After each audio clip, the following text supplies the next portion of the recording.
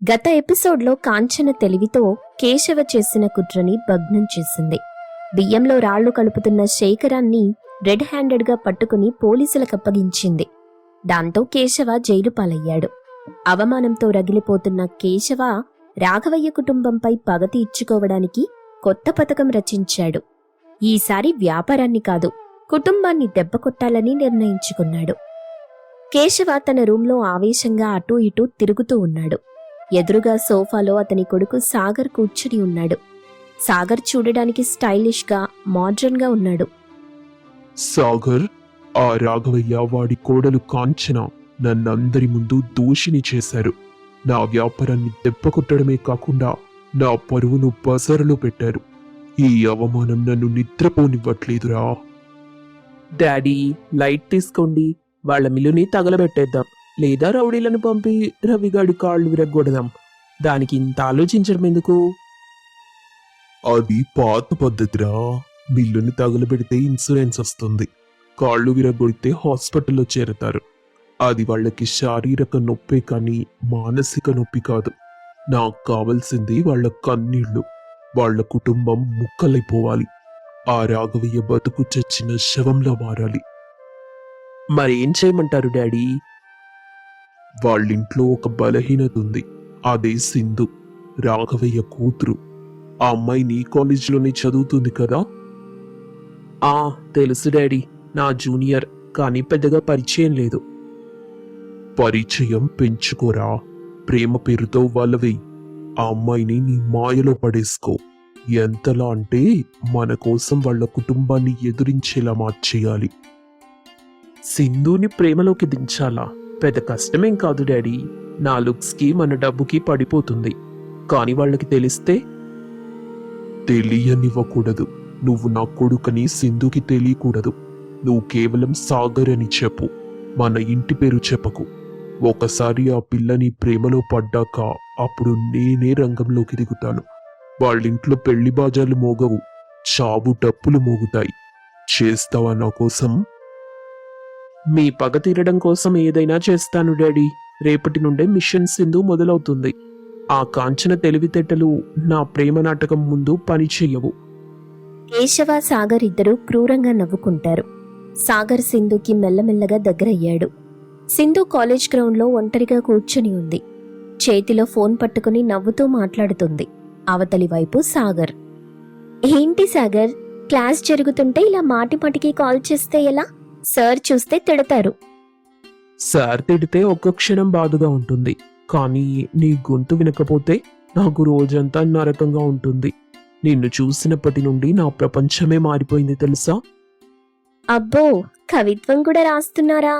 అంత ప్రేముందా నా మీద? ప్రేమ కాదు సింధు, ఆరాధన. నువ్వు చాలా స్పెషల్. మీ ఇంట్లో వాళ్ళు నిన్నెలా చూస్తారో తెలీదు గాని నా కళ్ళతో చూస్తే నువ్వొక రాణివి. నీకు దక్కాల్సిన గౌరవం, ప్రేమ ఎక్కడ దొరకటం లేదని నా బాధ. నిజమే సాగర్, నువ్వు చెప్పింది కరెక్టే. మా ఇంట్లో ఇప్పుడు అందరూ మా వదిన కాంచనా జపమే చేస్తున్నారు. నాన్నకి వ్యాపారం, అమ్మకి వదిన, అన్నయ్యకి మిల్లు. వీటి మధ్యలో నేనున్నానో లేదో కూడా ఎవ్వరికీ పట్టటం లేదు. చూసావా, నీలాంటి అందమైన తెలివైన అమ్మాయిని వాళ్ళు నెగ్లెక్ట్ చేస్తున్నారు. అది నేను నిన్ను కళ్ళలో పెట్టుకుని చూసుకుంటాను. నీకే కష్టమూ రానివ్వను. నీ కుటుంబం నిన్ను అర్థం చేసుకోకపోయినా నేనర్థం చేసుకుంటాను. Thank you Sagar. ఈ మధ్య నాకున్న ఏకైక ఓదార్పు నువ్వే. వదినొచ్చాక అమ్మ కూడా మారిపోయింది. నన్నెవ్వరూ పట్టించుకోవట్లేదు. కొన్నిసార్లు అనిపిస్తుంది ఈ ఇల్లు వదిలి ఎక్కడికైనా వెళ్ళిపోవాలని. ఎక్కడికో ఎందుకు? నా గుండెల్లోకొచ్చేయ్. మనం పెళ్లి చేసుకుందాం సింధు. నువ్వు సరే అంటే రేపే మీ ఇంటికొచ్చి మీ నాన్నని అడుగుతాను. ఒకవేళ వాళ్ళు ఒప్పుకోకపోతే? వాళ్ళు ఒప్పుకోకపోతే ఏంటి? నా జీవితం నా ఇష్టం. వాళ్ల కోసం నేను నా ప్రేమని వదులుకోను సాగర్. అవసరమైతే అందర్నీ ఎదిరించి నీతో వస్తాను. నువ్వు నాకు ముఖ్యం. I love you Sindhu. నువ్వెంత డేరింగ్ అనుకోలేదు. I love you two Sagar. Sindhu phone పెట్టేసింది. ఆమె కళ్ళలో సాగర్ మీద పిచ్చి ప్రేమ కనిపిస్తుంది. ఆమెకి తెలియదు, తను నమ్ముతుంది ప్రేమికుణ్ణి కాదు, ఒక పాముని అని. ఇల్లంతా సందడిగా ఉంది. రాఘవయ్య గారు, రవి చాలా ఉత్సాహంగా లెక్కలు చూసుకుంటున్నారు. కాంచన కూడా వాళ్లతో కూర్చుని ఉంది. కాంతమ్మ అందరికీ స్వీట్లు పంచుతోంది. రవి, చూసావా? ఈ నెల లాభాలు గత 10 ఏళ్లలో ఎప్పుడూ రానంతగా వచ్చాయి. మన organic health rice brand state మొత్తం పాకిపోయింది. అవునా, మనం ఇంకో గోడౌన్ తీసుకోవాలేమో. ఇదంతా కాంచన వల్లే. ఆనాడు కేశవగడి కుట్రని బయటపెట్టకపోతే ఈ రోజు మనం రోడ్డు మీద ఉండేవాళ్ళం. నా కోడలు బంగారం అండి. కాంచన, ఈరోజు నీకు ఇష్టమైన పాయసం చేస్తాను. థ్యాంక్ యూ అత్తయ్యా. కానీ పాయసం తర్వాత ఇప్పుడు నేను అర్జెంటుగా మిల్లుకెళ్ళాలి. కొత్త మిషనరీ వస్తోంది, దగ్గరుండి ఇన్స్టాల్ చేయించాలి. ఆదివారం కూడా నా కాంచన, కాసేపు రెస్ట్ తీసుకోవచ్చు కదా. వ్యాపారంలో రెస్ట్ ఉండకూడదు మావయ్య గారు. శత్రువు దెబ్బతిన్నాడు గాని వాడు మళ్ళీ ఏ రూపంలో వస్తాడో తెలీదు. మనమెప్పుడూ అప్రమత్తంగా ఉండాలి. నిజమే కాంచన, నువ్వు వెళ్ళు, నేను సాయంత్రం వస్తాను. అందరూ బిజినెస్ గురించి, లాభాల గురించి మాట్లాడుకుంటున్నారు. సోఫాలో ఒక మూలన కూర్చొని ఫోన్ చూసుకుంటున్న సింధుని ఎవ్వరూ గమనించట్లేదు. సింధు కోపంగా వాళ్ల వైపు చూస్తోంది. సాగర్ చెప్పింది నిజమే.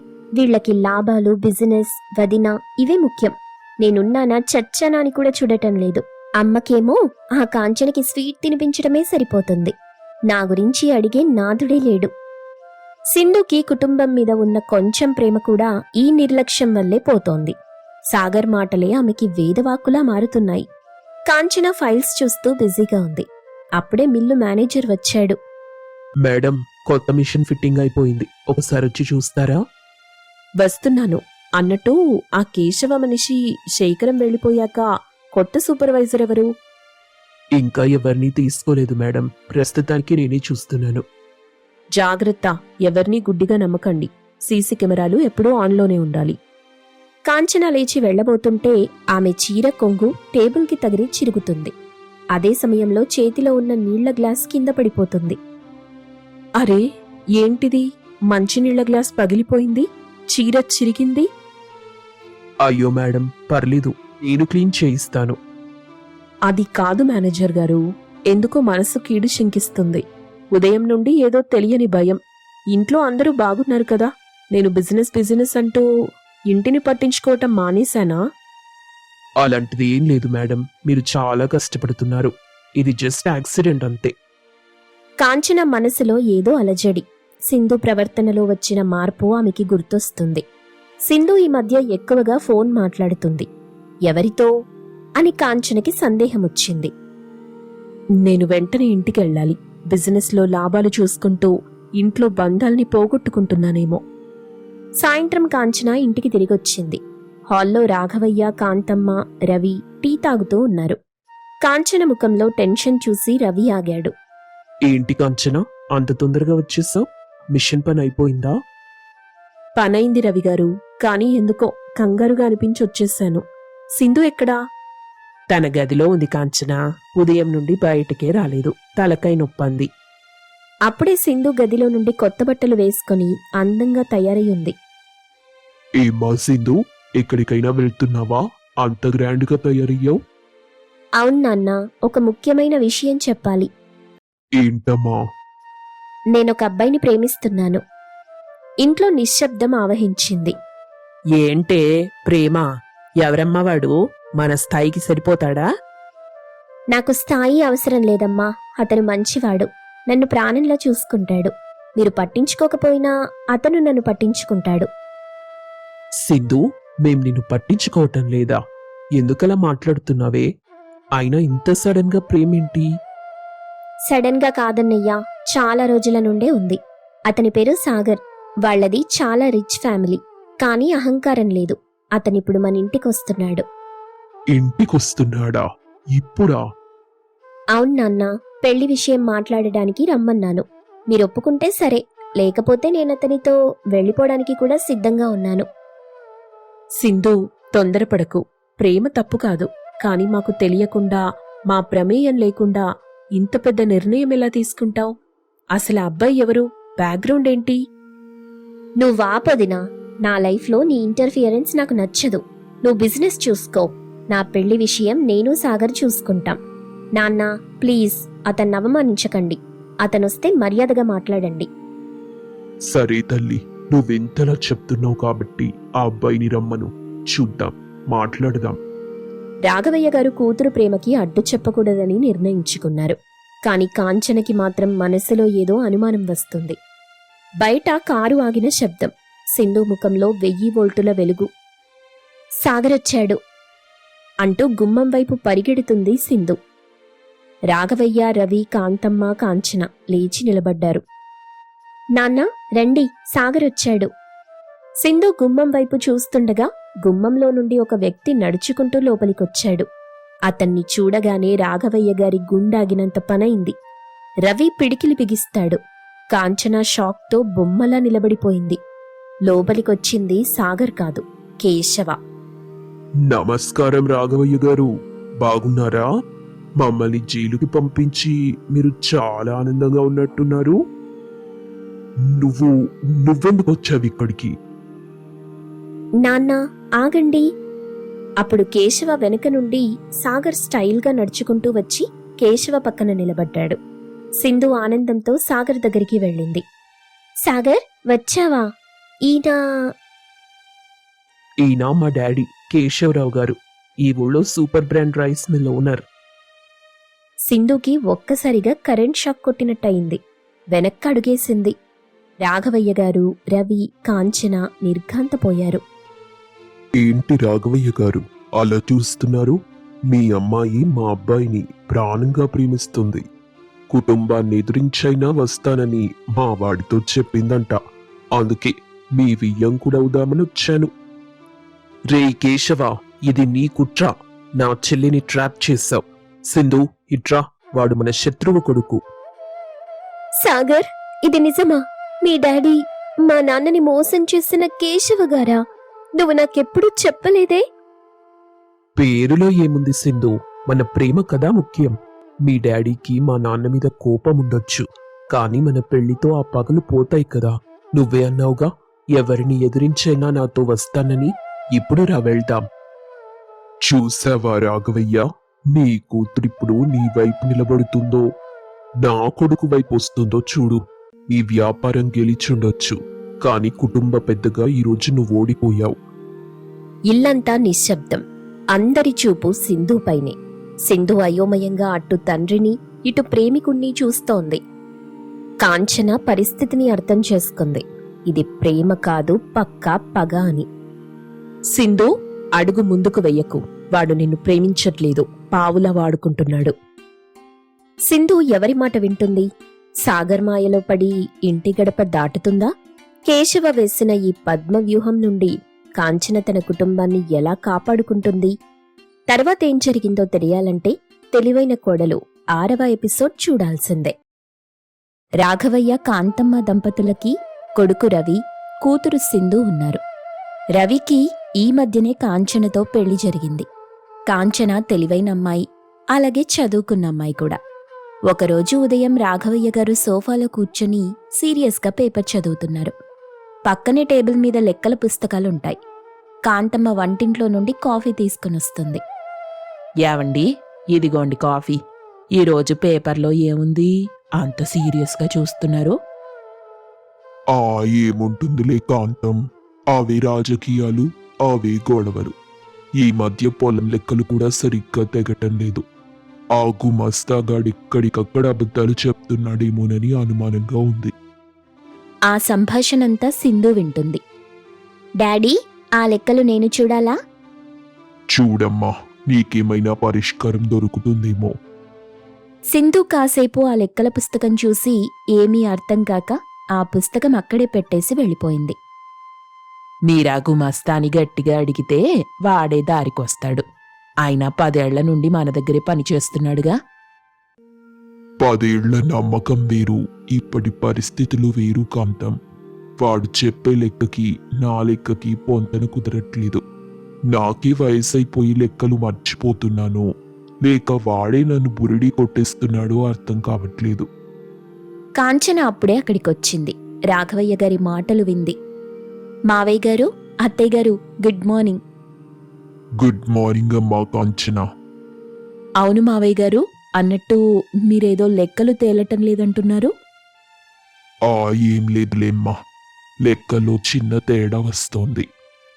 ఆ లెక్కల పుస్తకం ఒకసారి ఇవ్వండి మావయ్య గారు, నేను చూస్తాను. హా, నువ్వేం చూస్తావులే కాంచన, ఆయనకి అర్థం కాని లెక్కలు నీకేం తెలుస్తాయి. అత్తయ్యా, మీరు కంగారు పడకండి. మావయ్య గారు, లెక్కల పుస్తకం ఇవ్వండి. కాంచన రాఘవయ్య గారి చేతిలో నుండి పుస్తకం తీసుకుంది. ఆ పేజీలన్నీ తిరగేసింది. రాఘవయ్య, కాంతమ్మ ఆశ్చర్యంగా చూస్తున్నారు. మావయ్య గారు, ఇక్కడ చూడండి, 3వ పేజీలో గుమస్తా గారు ఒక వస్తువు ఖర్చుని 2 సార్లు రాశారు. అంటే ఆ వస్తువు 2 సార్లు ఖర్చు చూపించినట్టు. అందుకే మీకు 5,000 తక్కువ వస్తుంది.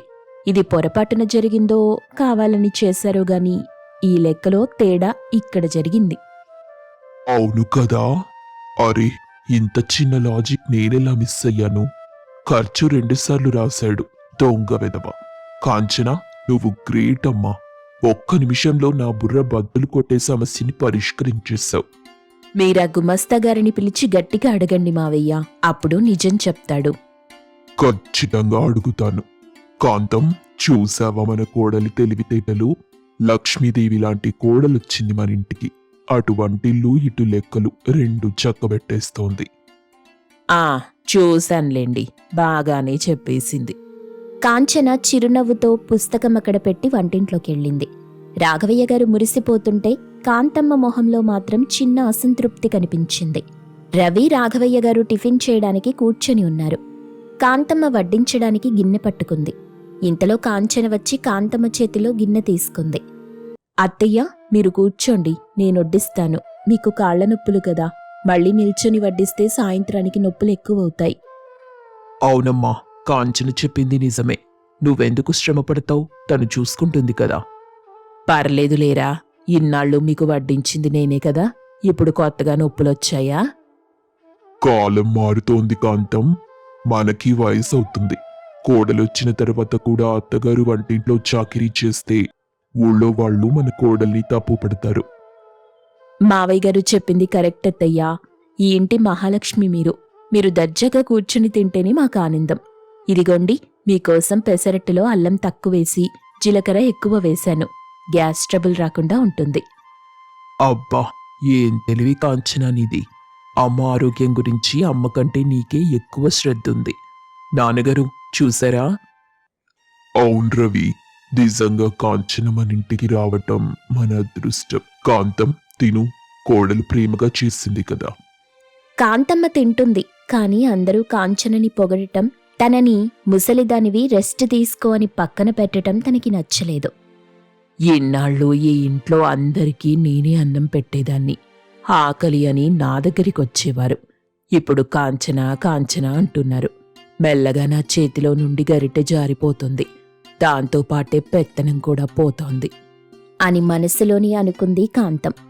మధ్యాహ్నం కాంతమ్మ ఆలోచిస్తూ ఉంది. అప్పుడే కూతురు సింధు వచ్చింది. అమ్మా, ఏం ఆలోచిస్తున్నావు? ఉదయం మీ నాన్నగారి లెక్కల సమస్యని కాంచన పరిష్కరించింది. టిఫిన్ చేసేటప్పుడు నా చేతిలో ఉన్న గిన్నె కాంచన తీసుకుని వడ్డించింది. నాకు వయసైపోయిందన్నదంటే మీ నాన్న, అన్నయ్య దానికి వంత పాడుతున్నారు. సింధుకి కాంతమ్మ అలా చెప్పేసరికి కాంచన మీద సింధుకి కొంత ఈర్ష్య పెరిగింది. నేను పరిష్కరించని లెక్కలు వదిన పరిష్కరించిందా, అమ్మని కూడా పట్టించుకోవటం లేదా అనే భావనలోకి సింధు వెళ్ళింది. అన్నట్టు హాల్లో వదిన ఏదో ఫోన్లో ఇంగ్లీష్లో మాట్లాడుతుంది. నాన్నగారి లోన్ ఏదో సెటిల్ చేస్తుందంట. అవునే, ఈ మధ్య మీ నాన్నగారు ఏది కావాలన్నా కాంచననే పిలుస్తున్నారు. కాంచనుంటే చాలు, నాకే టెన్షన్ లేదంటున్నారు. అవునమ్మా, నేను గమనిస్తున్నాను. వచ్చిన 6 నెలలకే ఇల్లంతా తన గుప్పెట్లోకి తెచ్చుకుంది. నువ్వు చూస్తుంటేనేమో అమాయకంగా నా కోడలు నా కోడలు అని మురిసిపోతున్నావు. కానీ అక్కడ సీన్ వేరేలాగా ఉంది. సీన్ వేరే ఉండటమేంటి సింధు? తనింటిని బాగానే చూసుకుంటుంది కదా.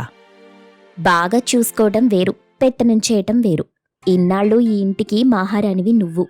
నాన్నగారు ఏ నిర్ణయం తీసుకోవాలన్నా నిన్నడిగేవారు. రవి అన్నయ్య అమ్మా అమ్మా అని నీ వెనకాల తిరిగేవాడు. కానీ ఇప్పుడు వదినగారొచ్చి హలో అనగానే అందరూ ఆమె వైపే చూస్తున్నారు. నువ్వు కేవలం ఆ సోఫాలో కూర్చొని వాళ్ళు పెట్టింది తినడానికి తప్ప దేనికి పనికి రాకుండా పోతున్నావు. సింధు మాటలు కాంతమ్మ అభద్రతా భావాన్ని పెంచుతున్నాయి. నిజమేనే సింధు, నాకు కూడా ఈ మధ్య అలాగే అనిపిస్తుంది.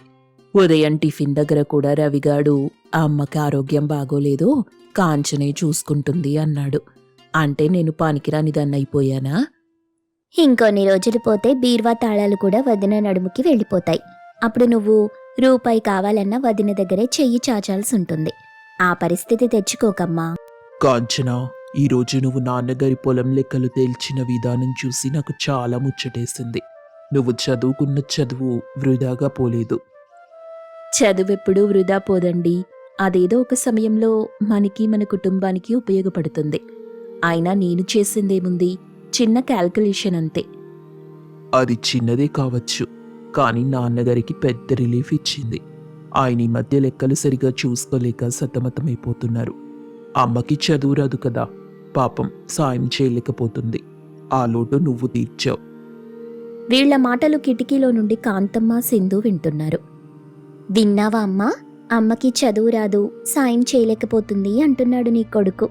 అంటే నువ్విన్నాళ్ళు చేసిన చాకిరీ వాడికి కనబడట్లేదు. కేవలం ఆ లెక్కలు చెప్పినందుకే వదినని ఆకాశానికెత్తేస్తున్నాడు.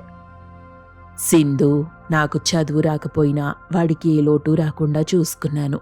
ఇప్పుడు పెళ్ళాన్ రాగానే నా చదువు లేనితనం వాడికి లోపంగా కనిపిస్తుందా? మగవాళ్ళంతే అమ్మా. అందంగా తెలివిగా ఉండే భార్య వస్తే కన్నతల్లిని పట్టించుకోరు. కానీ అలా జరగనివ్వను సింధు. నా కొడుకు, నా భర్త నా మాటే వినాలి. మరేం చేస్తావమ్మా? ఏం చెయ్యాలో అదే చేస్తాను. తెలివుంటే సరిపోదు, అనుభవం ఉండాలి. ఆ అనుభవం ఏంటో కాంచనకి చూపిస్తాను. రేపు జరగబోయే వరలక్ష్మి వ్రతం పూజలో పెత్తనమెవరిదో తేలిపోవాలి. రాత్రి అందరూ కూర్చొని తింటున్నారు. కాంచన, రేపు వరలక్ష్మి వ్రతం కదా, పంతులు గారికి ఫోన్ చేసావా? చేశాను మావయ్య గారు. ఉదయం వస్తానని చెప్పారు. పూజా సామగ్రి లిస్టు కూడా వాట్సాప్లో పంపారు. నేను రవిగారితో వెళ్ళి అన్ని తీసుకొస్తాను. అవసరం లేదు కాంచన. అందరూ ఉలిక్కిపడి కాంతమ్మ వైపు చూశారు. ఏమైందమ్మా? ఎందుకు అవసరం లేదు? పూజా సామగ్రి తేవడానికి కాంచన వెళ్లాల్సిన అవసరం లేదు. నేనెళ్తాను. ఈ ఇంటి పెద్ద దిక్కుని నేను. ప్రతి ఏడు నేనే వెళ్ళి స్వయంగా పసుపు, కుంకుమ, చీర తీసుకొస్తాను. ఈసారి కూడా నేనే తెస్తాను. అయ్యో అత్తయ్యా, మీకెందుకు శ్రమ అని అన్నాను. మీకు కాళ్ల నొప్పులు కదా. నా కాళ్ల నొప్పుల గురించి నువ్వు మరీ అంత ప్రచారం చెయ్యక్కర్లేదు కాంచన. నేనింకా మంచం పట్టలేదు, నడవగలను. నీ తెలివి లెక్కల దగ్గర చూపించు. కాంతం, ఎందుకంత కోప్పడుతున్నావు? తను సాయం చేద్దామనే కదా అడిగింది. సాయం పేరుతో నా బాధ్యతల్ని లాగేసుకుంటుందండి. అమ్మా, ఏం మాట్లాడుతున్నావు? కాంచన లాంటిది కాదు. మనుషుల మనసులో ఏముందో ఎవ్వరికీ తెలీదురా రవి. నేను రేపు బజారుకెళ్తున్నాను, అంతే. కాంతమ్మ విసురుగా లేచి వెళ్ళిపోయింది. సింధు చిరునవ్వుతో తల్లి వెనకాలే వెళ్ళింది. కాంచన కళ్లలో నీళ్లు సుడులు తిరుగుతున్నాయి. రాఘవయ్య గారు, రవి అమాయకంగా ఒకరినొకరు చూసుకుంటారు. కాంచన, అమ్మకేమైంది? సడన్ గా ఎందుకిలా ప్రవర్తిస్తుంది? తెలీదండి, కానీ అత్తయ్య మనసులో ఏదో అభద్రతా భావం మొదలైంది. నువ్వు బాధపడకమ్మా, కాంతంకి నేను సర్ది చెప్తానులే. వద్దు మావయ్య గారు, ఇప్పుడు మీరు చెప్తే నా భర్తని కూడా తన వైపు తిప్పుకుంది అని అత్తయ్య ఇంకా బాధపడతారు.